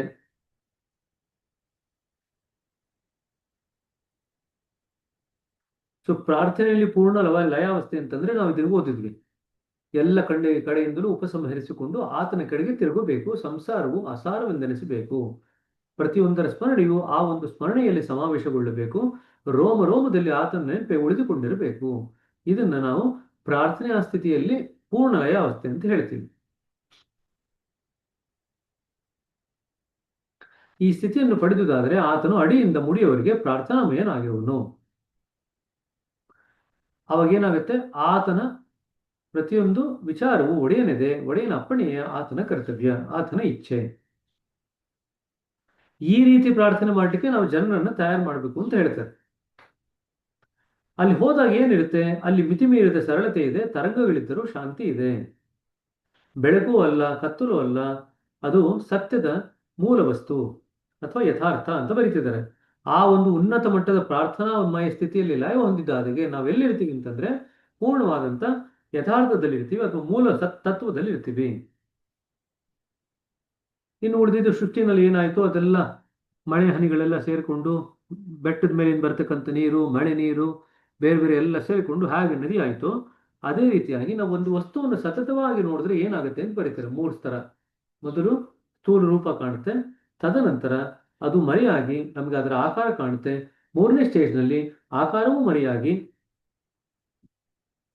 ಆ ಮೂಲ ವಸ್ತುವನ್ನು ಸ್ಥೂಲಗೊಳಿಸಿದ ಎಲ್ಲವೂ ಮರೆಯಾಗುವುದು 3ನೇದರಲ್ಲಿ. ಅದೆಲ್ಲವೂ ಮರೆಯಾದಾಗ 4ನೇ ಸ್ಥಿತಿಯಲ್ಲಿ ನಮಗೆ ಆ ವಸ್ತುವಿನ ನಿಜ ರೂಪ ಕಾಣಿಸ್ಲಿಕ್ಕೆ ಆರಂಭವಾಗುತ್ತೆ. ಈ ನಿಜ ಸ್ವರೂಪ ನೋಡ್ಲಿಕ್ಕೆ ಸಾಧ್ಯ ಇರತಕ್ಕಂಥ ರೀತಿನಲ್ಲಿ ಪ್ರಾರ್ಥನೆ ಮಾಡ್ತು ಅಂತಂದ್ರೆ ಅದನ್ನ ನೈಜ ದೃಷ್ಟಿಯೇ ಪ್ರಾರ್ಥನೆಯ ಸಾರವಾಗಿದೆ. ಇಂಥ ಒಂದು ನಿಜವಾದಂಥ ದೃಷ್ಟಿ, ನೈಜ ದೃಷ್ಟಿ ಅಂತಂದ್ರೆ ನಿಜವಾದಂಥ ದೃಷ್ಟಿ, ಆ ಒಂದು ದೃಷ್ಟಿಯನ್ನು ಬೆಳೆಸ್ಕೊಳ್ಳೋದೇನೆ ಪ್ರಾರ್ಥನೆಯ ಸಾರವಾಗಿದೆ. ಇದೇ ಆರಂಭದ ಮೆಟ್ಟಿಲು. ಆರಂಭದ ಮೆಟ್ಟಿಲು ಅಂತಂದ್ರೆ ಈಗ ವಸ್ತು ಭಾವದಿಂದ ನಾವು ಚೇತನತೆಯ ಭಾವದ ಕಡೆಗೆ ಹೋಗ್ತಾ ಇದ್ದೀವಿ. ವಸ್ತು ಭಾವನ ದಾಟಿ ಚೇತನತೆಯ ಭಾವಕ್ಕೆ ಬರ್ತೀವಿ. ವಸ್ತು ಭಾವ ಎಲ್ಲಿ ಜಾಸ್ತಿ ಇರುತ್ತೆ? ಪದಾರ್ಥ ಭಾವ ಪಿಂಡ ಪ್ರದೇಶದಲ್ಲಿ ಜಾಸ್ತಿ ಇರುತ್ತೆ. ಚೇತನತೆಯ ಭಾವ ಎಲ್ಲಿ ಜಾಸ್ತಿ ಆಗ್ತಾ ಹೋಗುತ್ತೆ? ನಮಗೆ ಮನೋಮಂಡಲದಲ್ಲಿ ಜಾಸ್ತಿ ಆಗ್ತಾ ಹೋಗುತ್ತೆ ಚೇತನತೆಯ ಭಾವ. ಸೊ ಪಿಂಡ ಪ್ರದೇಶದಲ್ಲಿ ಏನಾಗಿರುತ್ತೆ, ಚೇತನತೆ ಜೊತೆಗೆ ಪದಾರ್ಥ ಭಾವವು ಸೇರ್ಕೊಂಡಿರುತ್ತೆ. ಹಾಗಾಗಿ ನಾವು ಯಾವುದೇ ಒಂದು ವಸ್ತು ನೋಡಿದಾಗ ಪದಾರ್ಥ ಭಾವ ಮತ್ತು ಚೇತನತೆ ಎರಡೂ ಇರುತ್ತೆ. ನಾವು ಪಿಂಡ ಪ್ರದೇಶ ದಾಟ್ದಂಗೆನೆ ಚೇತನತೆಯ ಭಾವ ಜಾಸ್ತಿ ಇರುತ್ತೆ, ಪದಾರ್ಥ ಭಾವ ಕಾಲಕ್ರಮೇಣ ಕಡಿಮೆ ಆಗಿ ಹೊರಟೋಗುತ್ತೆ. ಇದು ಎರಡನೇ ಮಜಲು, ಚೇತನತೆಯ ಭಾವ. ಮೂರನೇ ಮಜಲಿಗೆ ಹೋದಾಗ ಕೊನೆಯ ಅಂತಸ್ತಿವರೆಗೂ ಇದರ ನಂತರ ಸ್ಥಿತಿಗಳನ್ನು ನಾನು ವರ್ಣಿಸ ಬಯಸುವುದಿಲ್ಲ, ಏಕೆಂದರೆ ಅವುಗಳನ್ನು ಗ್ರಹಿಸುವುದು ತುಂಬಾ ಕಠಿಣ. ಕೊನೆಯ ಅಂತಸ್ತಿನವರೆಗೆ ದೃಷ್ಟಿಯ ನಿಲುಕಲಾರದು, ಅಲ್ಲಿ ಪೂರ್ಣ ಏಕತೆ ಇದೆ. ಪ್ರಾರ್ಥನೆಯನ್ನು ಅದಕ್ಕಿಂತ ಮುಂಚಿನ ಸ್ಥಿತಿಯಲ್ಲಿ ಮಾಡಲಾಗುವುದು. ಈ ಮೂರು ಮಜಲುಗಳು, ಮೊದಲನೇದು ವಸ್ತು ಭಾವ ಪದಾರ್ಥ ಭಾವ ಇರ್ತಕ್ಕಂಥ ಮಜಲು ಪ್ಲಸ್ ಚೇತನತೆ, ಎರಡನೇದಲ್ಲಿ ಪದಾರ್ಥ ಭಾವ ಇಲ್ಲ ಬರೀ ಚೇತನತೆ, ಮೂರನೇದು ಚೇತನತೆಯ ಬೀಜ ಇದೆಯಲ್ಲ ಅಸುಪ್ತ ಸ್ಥಿತಿ, ಆ ಸುಪ್ತ ಸ್ಥಿತಿಯವರೆಗೂ. ಬಟ್ ಅಲ್ಲಿ ಎರಡನೇ ಘಟ್ಟದಲ್ಲಿ ಅಂದ್ರೆ ಮೂರನೆಯ ಸ್ಥಿತಿ ಇದೆಯಲ್ಲ ಸುಪ್ತ ಸ್ಥಿತಿ, ಅಲ್ಲೇನಾಗತ್ತೆ ನಮಗೆ ಆ ಅರಿವು ಹೊರಟೋಗುತ್ತೆ ಅರ್ಧ ಆದ್ಮೇಲೆ. ಅದಕ್ಕೆ ಅದನ್ನ ಬಾಬೂಜಿಯವರು 2.5 ಅಂತ ಬರೆದಿದ್ದಾರೆ. ಯಾಕೆಂದ್ರೆ ಮೂರನೇ ಸ್ಥಿತಿಯಲ್ಲಿ ಅರ್ಧ ಮಾತ್ರ ಅರಿವಿರುತ್ತೆ, ಇನ್ನು ಅರ್ಧ ಅರಿವಿರಲ್ಲ. ಹಾಗೆ ನೋಡಿದರೆ 2.5 ಮಜಲುಗಳು ಎಂಬುದು ನಿಜ. ಅಲ್ಲಿ ಮುಂದೆ ಅರಿವು ಇರುವುದಿಲ್ಲ. ನಾನು ಯಾವುದನ್ನು ಆರಂಭವೆಂದು ಕರೆಯುವುದನೋ ಅದೇ ನಿಜವಾದಂತ ನೆಲೆಯಾಗಿದೆ. ಅದು ಪ್ರಾರ್ಥನೆಯ ಆರಂಭದ ಸ್ಥಿತಿ ಹೇಗಾಗಬಹುದು ಎಂದು ಜನರು ಗೊಂದಲದಲ್ಲಿ ಬೀಳಬಹುದು. ಅದಕ್ಕೆ ಒಂದು ಉತ್ತರ ಕೊಟ್ಟಿದ್ದಾರೆ. ಹಾಗೆ ಒಂದು ಸಮಸ್ಯೆಯನ್ನ ಪರಿಹಾರ ಮಾಡ್ಬೇಕಾದ್ರೆ ನಾವು ಅಕ್ಷರಾಭ್ಯಾಸನೇ ಮಾಡಿಲ್ದಿದ್ರೆ ಒಂದು ದೊಡ್ಡ ಸಮಸ್ಯೆಯನ್ನು ಬಿಡಿಸ್ಲಿಕ್ಕೆ ನಮ್ಮ ಕೈಲಿ ಆಗಲ್ಲ. ಅದೇ ರೀತಿಯಾಗಿ ನಾವು ಪ್ರಾರ್ಥನೆ ಮಾಡೋದನ್ನೇ ಸರಿಯಾಗಿ ಕಲಿದೇ ಇದ್ರೆ ಒಂದು ದೊಡ್ಡ ಸಮಸ್ಯೆ ಆದಂತ ನಮ್ಮ ಜೀವನದ ಗುರಿ ಏನಿದೆ ಅದನ್ನು ಮುಟ್ಲಿಕ್ಕೆ ನಮಗೆ ಸಾಧ್ಯವಾಗಲ್ಲ. ಹಾಗಾಗಿ ಅದರ ದೃಷ್ಟಿಕೋನದಲ್ಲಿ ನೋಡಿದಾಗ ಇದು ತುಂಬಾ ಸಣ್ಣದಾದಂತ ಒಂದು ಸಾಧನೆ. ಮೊದಲು ನಾವು ಮಕ್ಕಳಿಗೆ ಬರೀ ಅಕ್ಷರಾಭ್ಯಾಸದಲ್ಲೇ ಮುಳುಗಿಸಿರ್ತೀವಿ, ಅವಾಗ ಇನ್ನೇನು ಮಾಡ್ಲಿಕ್ಕೆ ಬಿಡಲ್ಲ. ನಾವು ಬರೀ ಎ ಬರಿ, ಬಿ ಬರಿ, ಆ ಬರಿ, ಈ ಬರಿ ಅಲ್ವಾ, ಯಾತಿಗದ್ದೆಲ್ಲ ಬರೀಬೇಕಂತ ನಾವೇನು ಮಕ್ಕಳಿಗೆ ಹೇಳ್ಕೊಡಲ್ಲ, ಬರೀ ಅದರಲ್ಲಿ ಮುಳುಗಿಸಿರ್ತೀವಿ. ಅದೇ ತರನೇ ನಾವು ಅಭ್ಯಾಸಗಳನ್ನ ಆ ಪ್ರಾರ್ಥನೆ ಸರಿಯಾದಂತ ರೀತಿಯಲ್ಲಿ ಮಾಡೋದನ್ನು ಹೇಳ್ಕೊಟ್ಟು ಅವ್ರನ್ನ ಅದರಲ್ಲೇ ಮುಳುಗಿಸಿರ್ಬೇಕು. ಆಗ ಅವರಿಗೆ ಕಾಲಕ್ರಮೇಣದಲ್ಲಿ ಆ ಪ್ರಾರ್ಥನೆ ಮಾಡೋದೇನು ಸರಿಯಾಗಿ ಕಲ್ತ್ಕೊಂಡಿರ್ತಲ್ಲ ಅದು ಮೂಲದವರೆಗೂ ಹೋಗ್ಲಿಕ್ಕೆ ಸಾಕಷ್ಟು ವೇಗವನ್ನು ತಂದುಕೊಡುತ್ತೆ. ಸರಿನಾ? ಆಯ್ತ್ರಿ, ಅನಸೂಯ ಕೇಳ್ರಿ. ಬ್ರದರ್ ನಮಸ್ತೆ. ಕಾಲ ಮಹಿಮೆಯಿಂದ ಅವೆಲ್ಲ ಕ್ಷಯಗ್ರಸ್ತವಾಗಿದೆ ಅಂದ್ರೆ ಕ್ಷಯಗ್ರಸ್ತ ಅಂದ್ರೆ ಏನ್ ಮೀನಿಂಗ್ ಅಂತ ಗೊತ್ತಾಗಿಲ್ಲ. ಆಮೇಲೆ ಶ್ರೇಷ್ಠ ಸ್ವಾಮಿಯನ್ನು ಕುರಿತು ತೀರಾ ಅಪವಾದಾತ್ಮಕ ಪ್ರಸಂಗಗಳನ್ನುಳಿದು ಪ್ರಾಪಂಚಿಕ ಲಾಭಗಳಿಗೆ ಪ್ರಾರ್ಥಿಸುವುದು ತುಂಬಾ ಮೂರ್ಖತನ ಅಂತ ಕೊಟ್ಟಿದ್ದಾರೆ. ಅದು ಸ್ವಲ್ಪ ಅರ್ಥ ಆಗ್ಲಿಲ್ಲ ಬ್ರದರ್. ಪ್ರಾರ್ಥನೆ ಮಾಡಬೇಕಾದ್ರೆ ಪ್ರಾಪಂಚಿಕ ವಸ್ತುಗಳಿಗೆ ನಾವು ಪ್ರಾರ್ಥನೆ ಮಾಡ್ಲಿಕ್ಕೆ ಹೋಗಬಾರ್ದು. ಕೆಲವೊಮ್ಮೆ ನಿಮ್ಮ ಗುರುಗಳೇ ಹೇಳ್ಬೋದು ಇದಕ್ಕಾಗಿ ನೀವು ಪ್ರಾರ್ಥನೆ ಮಾಡು ಅಂತ.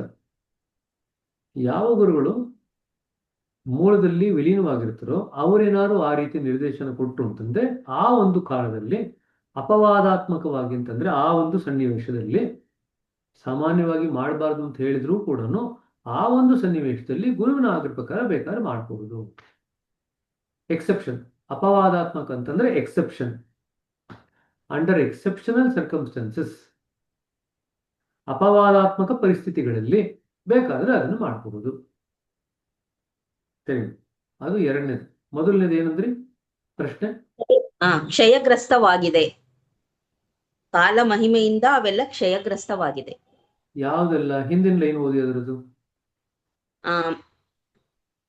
ಅರ್ಥಾತ್ ಮನುಷ್ಯನ ಅಧೀನದಲ್ಲಿದ್ದು ಆತನಿಂದಲೇ ಬಲ ಪಡೆಯುವ ಶಕ್ತಿಗಳಿಗೆ ಪ್ರಾರ್ಥನೆ ಮಾಡಿದು ಉಚಿತವಲ್ಲ. ಕಾಲ ಮಹಿಮೆಯಿಂದ ಅವೆಲ್ಲ ಕ್ಷಯಗ್ರಸ್ತವಾಗಿದೆ. ನೋಡ್ರಿ, ಸೃಷ್ಟಿನ ಚೆನ್ನಾಗಿ ಸೃಷ್ಟಿಯ ನಿರ್ಮಾಣ ಮತ್ತು ಅದನ್ನ ಪಾಲನೆ ಮಾಡ್ಬೇಕಾಗಿರತಕ್ಕಂಥದ್ದು ಶಕ್ತಿಗಳೆಲ್ಲ ಇದೆಯಲ್ಲ, ಆ ಶಕ್ತಿಗಳೆಲ್ಲ ಮನುಷ್ಯನ ಪ್ರಭಾವಕ್ಕೆ ಒಳಗಾಗ್ತದೆ. ಸೊ ಮನುಷ್ಯ ತಾನು ಕಲುಷಿತ ಆಗುವುದಲ್ದಿರ ಸೃಷ್ಟಿಯ ಈ ಶಕ್ತಿಗಳನ್ನೆಲ್ಲ ಕಲುಷಿತ ಮಾಡ್ತಾನೆ. ಜ್ಞಾಪಕ ಇದೆಯಾ? ನಾವು ಟ್ಯೂನಿಂಗ್ ಫೋರ್ಕಲ್ಲಿ 2 ಲೈನ್ ಅಂತ ಓದಿದ್ವಲ್ಲ, ಮನುಷ್ಯ ಪಥ ಮತ್ತು ದೈವಿ ಪಥ. ಆ ದೈವಿ ಪಥದಲ್ಲಿ ಸೃಷ್ಟಿಯ ನಿರ್ಮಾಣ ಮತ್ತು ಸೃಷ್ಟಿಗೆ ಬೇಕಾಗಿರ್ತಕ್ಕಂಥ ಮೇಂಟೆನೆನ್ಸ್ ಅದನ್ನ ಸರಿಯಾಗಿ ನಿಯಾಮಕ ಮಾಡಿಕೊಂಡು ನಡ್ಸ್ಕೊಂಡು ಹೋಗ್ತಕ್ಕಂಥ ಶಕ್ತಿಗಳು ಇದರಲ್ಲಿದೆ ಈ ದೈವಿ ಪಥದಲ್ಲಿ. ಆದ್ರೆ ಈ ದೈವಿ ಪಥ ಇದೆಯಲ್ಲ, ಇದು ಮನುಷ್ಯ ಪಥದ ಮನುಷ್ಯ ಏನಿರ್ತಾನಲ್ಲ, ಮನುಷ್ಯ ತನ್ನ ಪ್ರಭಾವವನ್ನು ದೈವಿ ಪಥದ ಮೇಲೂ ಹಾಕ್ತಾನೆ. ದೈವಿ ಪಥ ಕೂಡ ಮನುಷ್ಯನ ಮೇಲೆ ಪ್ರಭಾವ ಬೀರುತ್ತೆ. ಈಗ ಮನುಷ್ಯ ದೈವಿ ಪಥದ ಮೇಲೆ ತನ್ನ ಪ್ರಭಾವವನ್ನು ಬೀರುವುದರಿಂದ, ಯಾಕೆ ಮನುಷ್ಯನಲ್ಲಿ ಅದೇ ಮೂಲ ಶಕ್ತಿ ಇದೆ. ಅದೇನ್ ಕ್ಷೋಭ ಇದೆಯಲ್ಲ, ಅದೇ ಕ್ಷೋಭ ಮನುಷ್ಯನಲ್ಲಿ ಮನಸ್ಸಾಗಿರೋದು. ಹಾಗಾಗಿ ಮನುಷ್ಯನ ಮನಸ್ಸಿನಿಂದ ಬರತಕ್ಕಂಥ ಪ್ರಭಾವ ಈ ದೈವಿ ಪಥದ ಮೇಲೂ ಕೂಡ ಆಗುತ್ತೆ. ಯಾವಾಗ ಆ ಮನುಷ್ಯನ ಕಲುಷಿತ ಸ್ಥಿತಿ ಈ ದೈವಿ ಪಥದ ಮೇಲೆ ಪ್ರಭಾವ ಬೀರುತ್ತೋ, ಆವಾಗ ಮನುಷ್ಯ ಅದರಲ್ಲಿರ್ತಕ್ಕಂಥ ದೈವಿ ಶಕ್ತಿಗಳನ್ನು ಕೂಡ ಕ್ಷಯಗೊಳಿಸ್ಬಿಡ್ತಾನೆ ಕಾಲಕ್ರಮೇಣ. ಅಂದ್ರೆ ಅದರ ಶಕ್ತಿಗಳು ಕುಗ್ಗಿ ಹೋಗುತ್ತವೆ. ಯಾವಾಗ ಅದರ ಶಕ್ತಿಗಳು ಕುಗ್ಗು ಹೋಗುತ್ತೋ, ಆಗ ಭಗವಂತ ಅವತಾರ ಎತ್ತಬೇಕಾಗುತ್ತೆ. ಕೃಷ್ಣ ಏನ್ ಹೇಳ್ತಾನೆ ಭಗವದ್ಗೀತೆಯಲ್ಲಿ, ಯಾವಾಗೆಲ್ಲ ಅಧರ್ಮ ಜಾಸ್ತಿ ಆಗುತ್ತೋ, ಧರ್ಮ ಕಡಿಮೆ ಆಗುತ್ತೋ, ಅವಾಗೆಲ್ಲ ನಾನು ಅವತಾರ ಮಾಡ್ತೀನಿ ಅಂತ ಹೇಳ್ತಾನೆ. ಹಾಗ ನೀವು ಕೇಳ್ಬೋದು, ದೈವಿ ಪದದಲ್ಲಿ ಇರ್ತಕ್ಕಂಥದ್ದು ಯಾವುದು ಧರ್ಮನ ಕ್ಷಯ ಮಾಡ್ಲಿಕ್ಕೆ ಆಗಲ್ಲ. ದೈವಿ ಪದದಲ್ಲಿ ಇರ್ತಕ್ಕಂಥದ್ದೆಲ್ಲ ದೈವತ್ವದಿಂದ ಕೂಡಿದೆ. ಹಾಗಾದ್ರೆ ಧರ್ಮನ ಕ್ಷಯ ಮಾಡ್ಲಿಕ್ಕೆ ಸಾಧ್ಯ ಇರತಕ್ಕಂಥದ್ದು ಯಾವುದು? ಒಂದೇ ಒಂದು, ಮನುಷ್ಯ ಪಥ ಮಾತ್ರ. ಮನುಷ್ಯ ತನ್ನ ಕಲುಷಿತದಿಂದ ತಾನೂ ಕಲುಷಿತವಾಗ್ತಾನೆ, ಆಂತರಿಕವಾಗಿ ನಿಸರ್ಗವನ್ನು ಕಲುಷಿತ ಮಾಡ್ತಾನೆ. ಯಾವಾಗ ನಿಸರ್ಗ ಕಲುಷಿತವಾಗುತ್ತೋ, ಆಗ ದೈವಿ ಪಥದ ಮೇಲೂ ಅದರ ಪರಿಣಾಮ ಬೀರಿ ಆ ದೈವತ್ವದಲ್ಲಿ ಇರ್ತಕ್ಕಂಥ ಆ ಶಕ್ತಿಗಳೇನಿದೆ, ದೈವದ ಶಕ್ತಿಗಳು, ಅದೆಲ್ಲ ಕುಗ್ಗಿ ಹೋಗುತ್ತವೆ, ಕ್ಷಯಗ್ರಸ್ತವಾಗುತ್ತೆ. ಕ್ಷಯಗ್ರಸ್ತ ಆಗುತ್ತೆ ಅಂತ ಅದರ ಶಕ್ತಿಗಳು ಕಡಿಮೆ ಆಗುತ್ತೆ. ಶಕ್ತಿಗಳು ಕಡಿಮೆ ಆದಾಗ ಯಾರನ್ನು ದೈವಿ ಪುರುಷರು ಅಥವಾ ಅವತಾರ ಪುರುಷರು ಅಥವಾ ವಿಭೂತಿ ಪುರುಷರು ಬಂದು ಅದನ್ನು ಮತ್ತೆ ಸರಿ ಮಾಡಬೇಕು. ಅರ್ಥ ಆಯ್ತಾ? ಒಂದು ಸಣ್ಣ ಎಕ್ಸಾಂಪಲ್ ವೈಯಕ್ತಿಕ ಸ್ತರದಲ್ಲಿ ತಗೊಳ್ಳೋದಾಯ್ತು ಅಂತಂದ್ರೆ, ವ್ಯಕ್ತಿಯ ಸ್ತರದಲ್ಲಿ ತಗೊಳ್ಳೋದಾಯ್ತು ಅಂತಂದ್ರೆ, ನೀವು ದಿನಾ ಸ್ವೀಟ್ ತಿಂತೀರ ಅಂತ ಇಟ್ಕೊಳ್ರಿ. ದಿನಾ ಸ್ವೀಟ್ ತಿಂದಾಗ ಏನಾಗುತ್ತೆ, ನಾಲಿಗೆ ಆ ಸ್ವೀಟಿನ ರುಚಿಯನ್ನ, ಸಿಹಿಯ ರುಚಿಯನ್ನ ಗ್ರಹಿಸುವಂತ ಶಕ್ತಿ ಕಾಲಕ್ರಮೇಣದಲ್ಲಿ ಕಡಿಮೆ ಆಗುವುದು. ಈಗ ದಿನ ತಿಂತಿರಲಿ, ಸ್ವಲ್ಪ ದಿವಸ ಆದ್ಮೇಲೆ ಏನು ಅನ್ಸೋದೇ ಇಲ್ಲ ಅಲ್ವಾ? ಅದೇ ನೀವು ಯಾವತ್ತೋ ಒಂದ್ ದಿವಸ ಸ್ವೀಟ್ ತಿಂತೀರ ಅಂತ ಇಟ್ಕೊಳ್ರಿ, ಆಗ ಎಂಜಾಯ್ ಮಾಡ್ತಿರಲ್ವಾ? ಹೌದೋ ಇಲ್ಲ? ಅದು ಅದೇ ತರ. ಯಾವತ್ತೋ ಒಂದ್ ದಿವಸ ಸ್ವೀಟ್ ತಿಂದಾಗ ನಾಲಿಗೆ ರುಚಿ ಎಂಜಾಯ್ ಮಾಡುತ್ತೆ. ಅದೇ ದಿನಾ ಸ್ವೀಟ್ ತಿಂದಾಗ ನಾಲಿಗೆ ರುಚಿ ಹೊರಟೋಗುತ್ತೆ. ಆ ನಾಲಿಗೆ ರುಚಿ ಹೊರಟೋಗುತ್ತಲ್ಲ, ಅದರ ಒಂದು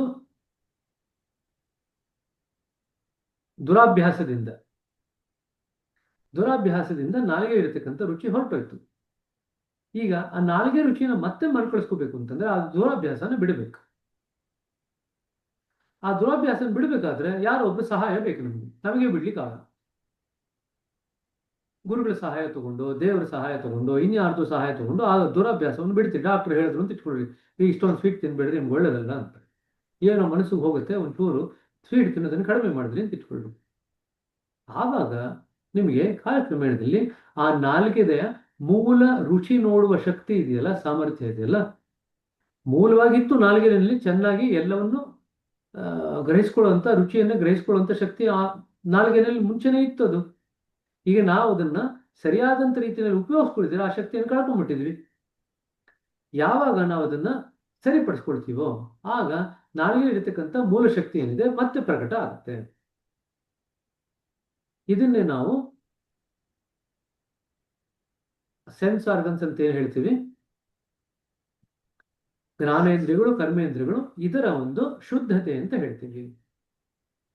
ಸೊ ಶುದ್ಧತೆ ಬರ್ಬೇಕಂದ್ರೆ, ಎಲ್ಲ ಜ್ಞಾನೇಂದ್ರಿಯಗಳು, ಕರ್ಮೇಂದ್ರಿಯಗಳು ಶುದ್ಧತೆಯಾಗಿ ಬರ್ಬೇಕಾದ್ರೆ ಅದು ಮಿತತ್ವದಲ್ಲಿ ಕೂಡಿರ್ಬೇಕು. ಮನಸ್ಸು ಕ್ಲೀನ್ ಆಗಬೇಕು, ಮಿತತ್ವದಲ್ಲಿ ಕೂಡಿರ್ಬೇಕು. ಇದೆರಡರ ಆಧಾರದ ಮೇಲೆ ನಮ್ಮ ಜ್ಞಾನೇಂದ್ರಿಯ ಮತ್ತು ಕರ್ಮೇಂದ್ರಿಯ ಎರಡೂ ಕೂಡ ಮಿತತ್ವದಲ್ಲಿ ಇದು ಶುದ್ಧೀಕರಣಗೊಳ್ಳುತ್ತೆ. ಮಿತತ್ವ ಇದ್ದಾಗ ಶುದ್ಧೀಕರಣ, ಮಿತತ್ವನೇ ಇಲ್ಲದೆ ಇದ್ರೆ ಶುದ್ಧೀಕರಣವಿಲ್ಲ.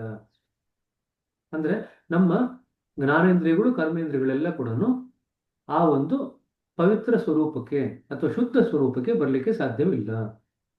ಮನಸ್ಸು ಶುದ್ಧೀಕರಣ ಆಗಬೇಕು, ಮತ್ತೆ ಮಿತತ್ವ ನಮ್ಮ ಮನಸ್ಸಿನಲ್ಲಿ ನೆಲೆಯಾಗಬೇಕು. ಇದೆರಡರ ಆಧಾರದ ಮೇಲೆ ನಮ್ಮ ಜ್ಞಾನೇಂದ್ರಿಯ, ಕರ್ಮೇಂದ್ರಿಯ ಎರಡೂ ಕೂಡ ತನ್ನ ಶುದ್ಧ ರೂಪಕ್ಕೆ ವಾಪಸ್ಸು ಮರಳಿಸುತ್ತೆ. ಅದೇ ರೀತಿಯಾಗಿ ಮನುಷ್ಯ ಮಾಡ್ತಿರತಕ್ಕಂಥ ಅತಿರೇಕಗಳೆಲ್ಲ ಕೊನೆಗೊಂಡು ಮನುಷ್ಯದ ದೈವದ ಶಕ್ತಿಗಳ ಮೇಲೆ ವ್ಯತಿರಿಕ್ತವಾದಂಥ ಪರಿಣಾಮ ಬೀರದೇ ಇದ್ದಾಗ ದೈವದ ಶಕ್ತಿಗಳೆಲ್ಲ ತಮ್ಮ ಮುಂಚಿನ ಸ್ಥಿತಿಗೆ ವಾಪಸ್ ಬರುತ್ತೆ. ಇಲ್ಲ, ಎರಡಾಗಬೇಕು. ಈ ವ್ಯತಿರಿಕ್ತ ಪರಿಣಾಮಕ್ಕೆ ಕಾರಣರಾದಂಥ ಮನುಷ್ಯರು ನಿರ್ಮೂಲನೆ ಆಗಬೇಕು. ಎಲ್ಲರೂ ಏನು ಮಾಡಲ್ಲ, ಕೆಲವರು ಮಾಡ್ತಿರ್ತಾರೆ, ಅವರ ನಿರ್ಮೂಲನೆ ಆಗಬೇಕು. ಅಥವಾ ಈ ದೈವಿ ಶಕ್ತಿಗೆ ಹೆಚ್ಚಿನ ಶಕ್ತಿಯನ್ನು ತುಂಬಬೇಕು. ಈ ದೈವಿ ಶಕ್ತಿಗಳೇನಿದೆಯಲ್ಲ, ನಿಸರ್ಗವನ್ನು ಕಾಪಾಡ್ಕೊಂಡು ಹೋಗೋದು, ಅದಕ್ಕೆ ನಾವು ಶಕ್ತಿಯನ್ನು ತುಂಬಬೇಕು. ಅದನ್ನ ಶಕ್ತಿ ತುಂಬಬೇಕಾದ್ರೆ ಅವತಾರನೆ ಬರಬೇಕು, ಅಥವಾ ಒಂದು ದೈವಿ ಪುರುಷ ಬರಬೇಕು, ಅಥವಾ ವಿಭೂತಿ ಪುರುಷ ಬರಬೇಕು. ಸರಿ, ಥ್ಯಾಂಕ್ ಯು ಬ್ರದರ್. ಸರಿ. ಹಾಗಾದ್ರೆ ಇನ್ನೇನು ಪ್ರಶ್ನೆ ಇದೆಯಾ? ಸೃಷ್ಟಿಯ ಪೂರ್ವದಲ್ಲಿ ಎಲ್ಲವೂ ನಿರವವಾಗಿದ್ದಿತ್ತು ಅಂತ ಹೇಳ್ತಾರೆ ಸರ್. ನೀರವವಾಗಿದ್ದಿತ್ತು, ಎಲ್ಲ ಕ್ವೈಟ್ ಆಗಿತ್ತು, ಕ್ವೈಟ್ ಆಗಿ ತಿಳಿಯಾಗಿತ್ತು. ನೀರಿನ ತರ ತಿಳಿಯಾಗಿತ್ತು, ಏನೂ ಇರಲಿಲ್ಲ ಅದರಲ್ಲಿ.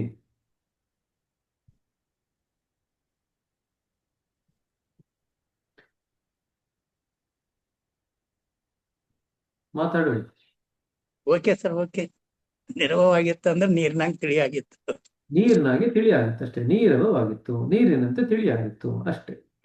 ಸೃಷ್ಟಿಯ ಪೂರ್ವದಲ್ಲಿ ನೀರಿತ್ತ ಸರ? ಇಲ್ಲ, ಇರ್ಲಿಲ್ಲ, ತಿಳಿಯಾಗಿತ್ತ. ಕೊಡ್ತಾ ಇದ್ದಾರೆ ಕಣ್ರಿ, ಸೂಕ್ಷ್ಮವಾಗಿತ್ತು.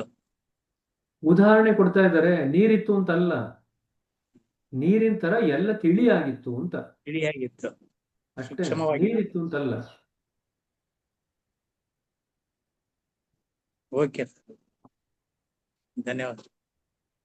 ವಾಣಿ, ಬ್ರದರ್, ಬೆಟ್ಟದ ತುದಿಯಿಂದ ಬಿದ್ದ ನೀರಿನ ಕೆಲವು ಹನಿಗಳೇ ನದಿಯ ಮೂಲವಾದವು. ಅವುಗಳಲ್ಲಿ ಅನಾವಶ್ಯಕ ಹನಿಗಳು ಸೇರಿದವು. ಅದು ಸ್ವಲ್ಪ ಅರ್ಥ ಆಗಿಲ್ಲ. ಅವುಗಳಲ್ಲಿ ಅನಾವಶ್ಯಕ ಹನಿಗಳು ಸೇರಿದ್ವಿ ಅಂದ್ರೆ ನಾವೇ ಸೇರಿಸಿರೋದು, ನಮ್ಮ ಕಲ್ಪನೆ, ನಮ್ಮ ಆಲೋಚನೆ. ಯಾಕಂದ್ರೆ ಮನುಷ್ಯನ ಮನಸ್ಸಿಗೂ ಸೃಷ್ಟಿ ಮಾಡ್ತಕ್ಕಂಥ ಶಕ್ತಿ ಇದೆಯಲ್ಲ. ನಮ್ಮ ಜೀವನದಲ್ಲಿ ಏನ್ ಹಾದು ಹೋಗ್ತೀವಿ ಅದು ಭಗವಂತನಿಂದ ಬರ್ತಾ ಇರತಕ್ಕಂಥದ್ದು. ಅದೇ ನಾವು ನಮ್ಮ ಮನಸ್ಸಿನಿಂದ ಯೋಚನೆ ಮಾಡಿಕೊಂಡು ಕಲ್ಪನೆ ಮಾಡಿಕೊಂಡು ಅದಕ್ಕೆ ಭಗವಂತನ ಸೃಷ್ಟಿಗೆ ನಮ್ಮ ಸೃಷ್ಟಿಯನ್ನು ಸೇರಿಸ್ತೀವಿ, ಅದು ಕಲುಷಿತವಾಗುತ್ತೆ. ಮೂಲ ಬಿಂದುವಿನಿಂದ ನಾವು ದೂರವಾಗ್ತೀವಿ. ಇದನ್ನೇ ನಾವು ಸಂಸ್ಕಾರಗಳು ಅಂತ ಹೇಳೋದು. ಭಗವಂತನಿಂದ ಏನು ಹರಿದು ಬರುತ್ತಿದೆ, ನದಿಯ ನೀರು ಏನು ತಿಳಿಯಾಗಿದೆ, ಅದರ ಪ್ರಕಾರನೇ ನಾವು ಇದು ಬಿಡ್ತು ಅಂತಂದ್ರೆ ನಮಗೆ ಯಾವುದೇ ಕಲುಷಿತ ಇರಲ್ಲ. ನಾವು ಬಿಂದು ಕಡೆ ಹೋಗ್ಲಿಕ್ಕೆ, ಆ ಮೂಲಕ್ಕೆ ಹೋಗ್ಲಿಕ್ಕೆ ಸುಲಭ ಆಗುತ್ತೆ. ನಾವೇನ್ ಮಾಡ್ತೀವಿ, ನಮ್ಮದೇ ಆದಂತ ಕೋಟೆಗಳನ್ನು ಕಟ್ಕೊಳ್ತೀವಿ. ನಮ್ಮ ಮನಸ್ಸಿನಿಂದ ನಮ್ಮದೇ ಆದಂತ ಎಷ್ಟೊಂದು ವಿಚಾರಗಳನ್ನು ಸೃಷ್ಟಿ ಮಾಡಿ ಅದಕ್ಕೆ ಹಾಕ್ತೀವಿ, ಸೇರಿಸ್ತೀವಿ. ಕರೆಕ್ಟಾ? ನದಿಯ ನೋಡಿ ನೀರು ಸುಮ್ಮನೆ ಹರ್ಕೊಂಡು ಹೋಗ್ತಾ ಇರುತ್ತೆ. ನಾವೇನ್ ಮಾಡ್ತೀವಿ, ಭಗವಂತನ ಪೂಜೆ ಮಾಡ್ತೀವಿ ಅಂತ ಹೇಳಿ ತಗೊಂಡು ಕುಂಕುಮ ಹಾಕ್ತಿವಿ, ಅದಕ್ಕೊಂಚೂರು ಅರಿಶಿನ ಹಾಕ್ತಿವಿ, ಅದಕ್ಕೊಂಚೂರು ಹೂವು ಹಾಕ್ತಿವಿ. ಯಾಕಪ್ಪ ಮಾಡಬೇಕು? ಅಶುದ್ಧವಾಗೇ ಇದೆ. ನೀವು ಶುದ್ಧವಾಗಿ ಇದಕ್ಕೆ ಬಿಡದೀರಾ, ನೀವೇನೇನೋ ಮಾಡ್ತಾ ಇದ್ದೀರಾ. ಯಾಕೆ ಮಾಡಬೇಕು ಅಲ್ವಾ? ಈಗ ಅದನ್ನ ಏನ್ ನಾವು ಆಡ್ ಮಾಡ್ತಾ ಇದೀವಲ್ಲ, ಶುದ್ಧವಾಗಿ ಹರಿತಾ ಇರ್ತಕ್ಕಂಥ ನದಿ ನೀರಿಗೆ ನಾವೇನ್ ಆಡ್ ಮಾಡ್ತಿದ್ವಲ್ಲ, ಅದು ನಮ್ಮ ಕಡೆಯಿಂದ ಸೃಷ್ಟಿ ಆಗಿರ್ತಕ್ಕಂಥದ್ದು. ಈಗ ಎಲ್ಲರೂ ದಾರಿ ಉದ್ದಕ್ಕೂ ಕುಂಕುಮ ಆಡ್ ಮಾಡಿದ್ರೆ ಕೆಳಗಡೆ ಬರೋಷ್ಟು ನೀರು ಏನಾಗಿರುತ್ತೆ? ಶುದ್ಧವಾಗಿರುತ್ತೆ ಅಥವಾ ಕುಂಕುಮದ ನೀರು ಆಗಿರುತ್ತೆ? ಏನಾಗಿರುತ್ತೆ ಅದು? ಅಶುದ್ಧವಾಗುತ್ತೆ. ಎಕ್ಸಾಕ್ಟ್ಲಿ. ಯಾರು ಆಡ್ ಮಾಡ್ತಿರೋದು ಅದನ್ನ? ನಮ್ಮ ಆಲೋಚನೆಗಳು, ನಮ್ದು ಇದೆಲ್ಲ ಹಾಳಾಗುತ್ತೆ. ನಾವೇ ಮಾಡ್ತಿರೋದು, ಬೇರೆ ಯಾರು ಅಲ್ಲ, ಅಲ್ವಾ? ಹೌದು. ನಾವು ಆಡ್ ಮಾಡೋದನ್ನ ಬಿಡ್ಬೇಕಷ್ಟೇ. ಅಶುದ್ಧವಾದಂತ ನೀರು ತಾನಾಗೆ ಏನೇ ಹರಿತಾ ಇದೆ, ನಾವು ಅದಕ್ಕೆ ಸೇರಿಸೋದನ್ನ ಬಿಡ್ತು ಅಂತಂದ್ರೆ ಎಲ್ಲವೂ ಸರಿ ಹೋಗುತ್ತೆ. ಸರಿನಾ? ಅದಕ್ಕೆ ನಾವು ಧ್ಯಾನದಲ್ಲಿ ಯೋಚನೆ ಹಿಂದೆ ಹೋಗ್ಬೇಡಿ. ಯಾವುದೇ ವಿಚಾರ ಬಂದರೂ ಅದಕ್ಕೆ ಹಿಂದೆ ಹೋಗ್ಬೇಡಿ, ಕಲ್ಪನೆ ಮಾಡ್ಕೋಬೇಡಿ, ಒತ್ತಡ ಹಾಕ್ಬೇಡಿ ಅಂತ ನಿಮ್ಗೆ ಹೇಳುತ್ತೆ ಧ್ಯಾನದಲ್ಲಿ. ಈ ಮೂರಿಂದನೇ ನಾವು ನಮ್ಮ ಸಂಸ್ಕಾರಗಳನ್ನ ಮಾಡ್ಕೊಳ್ತಾ ಇರೋದು. ಈ ಮೂರು ಇಲ್ಲದೆ ಇದ್ರೆ ನಾವು ಸಂಸ್ಕಾರಗಳನ್ನ ಮಾಡ್ಕೊಡಲ್ಲ.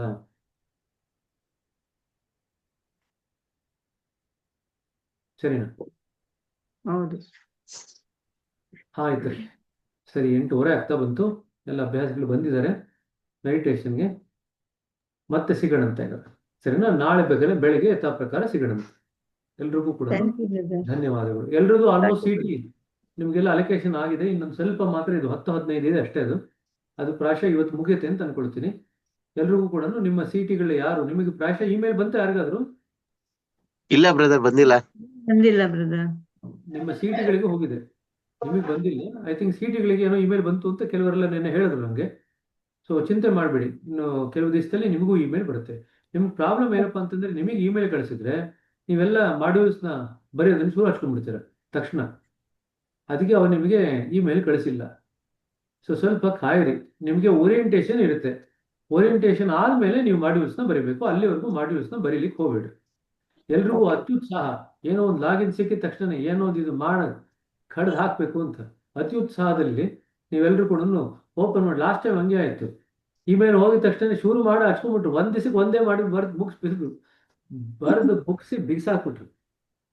ಅದಕ್ಕೆ ಈ ಸತಿ ಏನ್ ಮಾಡಿದ್ದಾರೆ, ಯಾರಿಗೂ ನಾವು ಮೊದಲನೇ ದಿವಸದಿಂದ, ಯಾಕಂದ್ರೆ ಬೇರೆ ಬೇರೆಯವ್ರಿಗೆ ಅಲಾಟ್ ಆಗ್ತಿದ್ದಂಗೆನೆ ಅವ್ರವ್ರಿಗೆ ಇಮೇಲ್ ಹೋಗೋದು ಮುಂಚೆ. ಈ ಸತಿ ಏನ್ ಮಾಡಿದ್ದಾರೆ, ಆ ತರ ಮಾಡಿದ್ರೆ ಒಬ್ಬೊಬ್ಬರು ಒಂದೊಂದ್ಸತಿ ಶುರು ಮಾಡ್ಕೊಳ್ತಾರೆ ಅಂತಂದ ಈ ಸತಿ ನಿಮ್ಗೆ ಇಮೇಲ್ ಇನ್ನೂ ಕಳಿಸಿಲ್ಲ. ಇಮೇಲ್ ಕಳಿಸ್ತಾರೆ, ನೆಕ್ಸ್ಟ್ ಕೆಲವು ದಿವಸಗಳಲ್ಲಿ ಕಳಿಸ್ತಾರೆ. ಇಮೇಲ್ ಕಡೆ ಗಮನ ಇಟ್ಟಿರಿ. ಕೆಲವು ಸರಿ ಸ್ಪ್ಯಾಮ್ ಹೋಗುತ್ತೆ, ಸ್ಪ್ಯಾಮ್ ಕಡೆನೂ ನೋಡ್ತಾ ಇರಿ. ಆ ಸ್ಪ್ಯಾಮ್ ಫೋಲ್ಡರ್ ಇದೆಯಲ್ಲ ಅಲ್ಲಿಗೆ ಹೋಗುತ್ತೆ. ಸರಿನಾ? ಏನ್ರಿ ಮಹಾದೇವಿ? ರೆಕಾರ್ಡಿಂಗ್ ಕಳಿಸ್ರಿ ಬ್ರದರ್, ನಿನ್ನೆ ಕಳ್ಸಿ. ಹಾ, ಕಳಿಸ್ಬೇಕ್ರಿ. ಎಷ್ಟೊಂದು ರೆಕಾರ್ಡಿಂಗ್ ಇದೆ, ಇನ್ನೂ 4-5 ರೆಕಾರ್ಡಿಂಗ್ ಇದೆ, ಪೆಂಡಿಂಗ್ ಇದೆ. ಎಂಟು ಆಗ್ಯದ್ರಿ. 15 ತಾರೀಕು ನಿಂತಿಲ್ಲರಿ. ಎಷ್ಟನೇ ತಾರೀಕಿಂದ? 15 ತಾರೀಕು. 10ನೇ ತಾರೀಕು ಆದ್ಮೇಲೆ? 10ನೇ 15 ತಾರೀಕು ಅಷ್ಟೊಂದಿಲ್ಲ. 15 ತಾರೀಕು ಹಾ, ನಿಂತ ಕಳ್ಸ್ಬೇಕು. ಎಕ್ಸಾಕ್ಟ್ಲಿ, ಅಷ್ಟೊಂದೇನಿಲ್ಲ. 10 ಮಾಡಿದ್ನಲ್ಲ ನಾನು. 14 ತಾರೀಕು ತನ ಆಗ್ಯಾವ್ರಿ. ಮಹಾದೇವಿ, ಬ್ರದರ್ ರೆಕಾರ್ಡ್ ಕಾಣಿಸ್ತಾ ಇಲ್ಲ ಅಂತ ಅನ್ಬಿಟ್ಟಿದ್ದಲ್ಲ, ಅದು ಸಾಲ್ವ್ ಆಯ್ತಾ ಬ್ರದರ್? ನೀವು ಹೇಳ್ತಿರೋದು ಏನೂ ಅರ್ಥ ಆಗ್ತಿಲ್ಲ, ಪೂರ್ತಿ ಅಸ್ಪಷ್ಟವಾಗಿದೆ. ಇನ್ನೊಂದ್ಸತಿ ಹೇಳ್ರಿ.